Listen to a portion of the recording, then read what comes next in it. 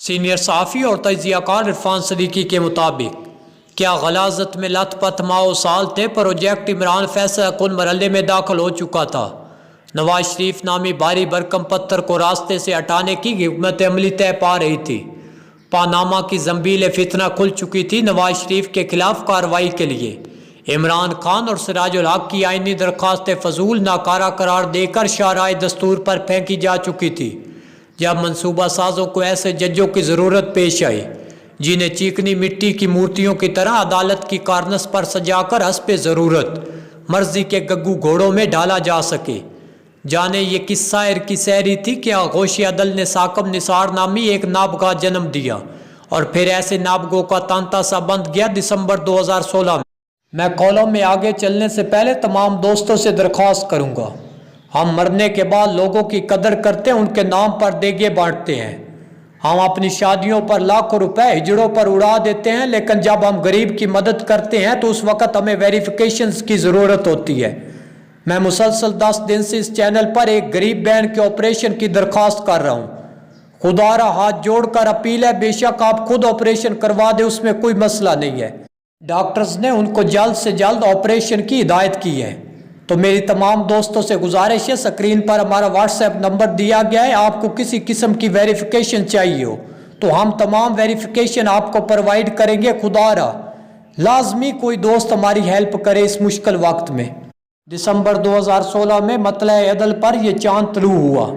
دنوں اور ہفتوں میں موصوف کے ایسے جوڑ کھلے کہ خلق خدا دانتوں تلے انگلی دابے تصویر حیرت بنی سوچتی رہ گئی کہ ایسی چنگاری بھی یا رب اپنے خاکستر میں تھی۔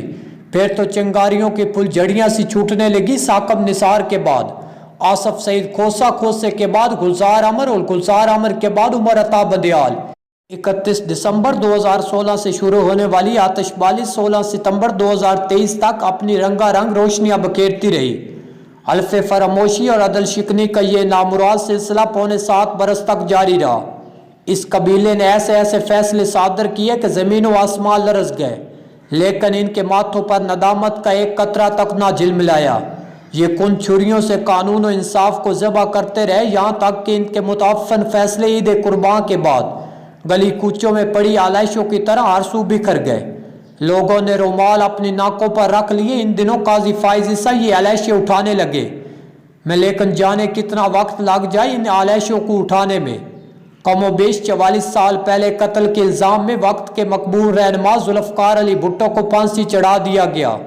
7 ججوں میں سے 3 نے ملزم کو بری کر دیا، 4 نے زیادہ سے زیادہ سزا سنا دی۔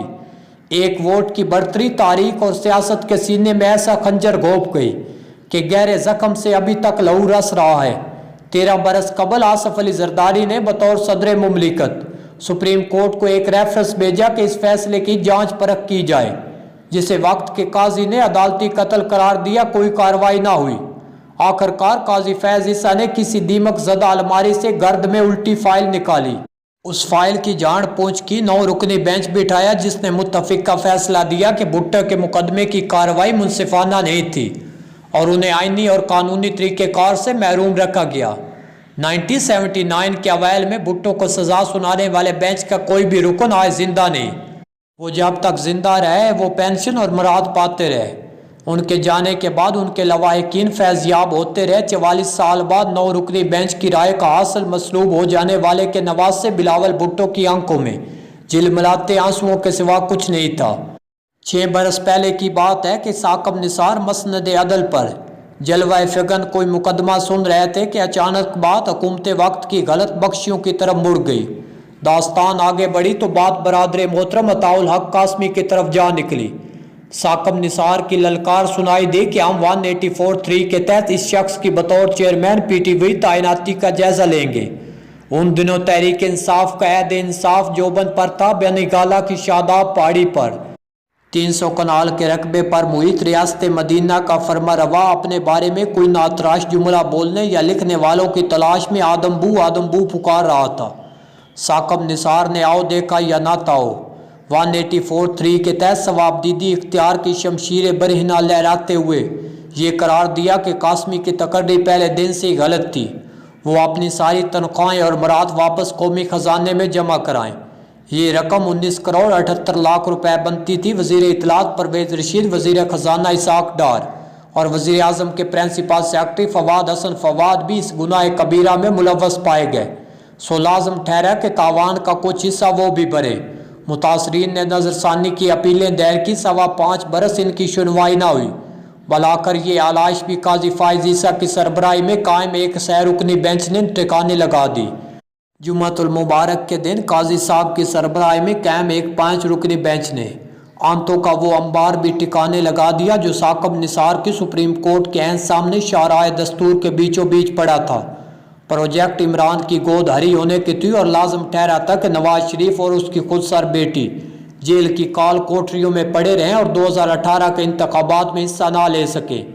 اس عہد کے تاریخ ساز جرنیل فیض حمید اسلام آباد ہائی کورٹ کے سب سے سینئر جج جسٹس شوکت عزیز صدیقی کے گھر پہنچے، مدعا بیان کیا اور باپ بیٹی کی ضمانت نہیں ہونی چاہیے۔ جج بولا ابھی تو انہیں احتساب عدالت سے سزا نہیں ہوئی۔ جرنل نے کہا ہم نے وہ بندوبست کر لیا ہے۔ کھڑا اور بے لچک جج بولا میرے بینچ میں مقدمہ لگا تو میں اپنے حلف کے مطابق میرٹ پر فیصلہ دوں گا۔ تاریخ ساز جرنیل نے تاریخی جملہ کہا اس طرح تو ہماری 2 سال کی محنت ضائع ہو جائے گی۔ تاریخ ساز جرنیل کی محنت انصاف پرور ججوں نے بچا لی۔ 2 ماہ بعد چیف جسٹس بننے والے جسٹس شوکت عزیز کو ضابطہ اخلاق کی خلاف ورزی کے جرم میں گھر بھیج دیا گیا۔ جسٹس بندیال نے انصاف کی اس آلائش پر کڑا پہرا دیا۔ وہ موطوب جج کی پٹیشن کا فیصلے نہ ہونے دیتے یہاں تک کہ موسم بدلا۔ کھلی ناانصافی پر مبنی نام نہاد فیصلے کو بدل ڈالا گیا۔ میں یہ کہانی کسی دن زیادہ تفصیل سے بیان کروں گا۔ جسٹس ثاقب نثار نے اپنے بھائی کے اکسانے پر ایسا ہی ایک فیصلہ اسی 184(3) کے تحت اربوں روپے کی سرمایہ کاری سے قائم ہونے والے ادارے Pakistan kidney and liver institute کے بارے میں دیا اور ایسی کاری ضرب لگائی کہ برسوں یہ ادارہ اپنے پاؤں پر کھڑا نہ ہو سکا۔ اس ادارے کے نیک نفیس بانی ڈاکٹر سعید اختر کو تماشائے کوچہ و بازار بنا دیا گیا۔ تب مارچ 2019 میں جسٹس منظور امن ملک، جسٹس سید منصور علی شاہ اور جسٹس یحییٰ آفریدی نے اس وقت اس آلائش کو ٹکانے لگایا جب ثاقب نثار گھر سدھار چکے تھے۔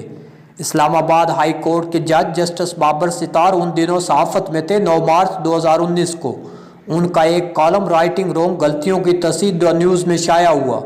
میرے پیش نظر سوال یہ ہے کہ کیا برسوں بعد کسی غلطی کی درستی انصاف کے سارے تقاضے پورے کر دیتی ہے؟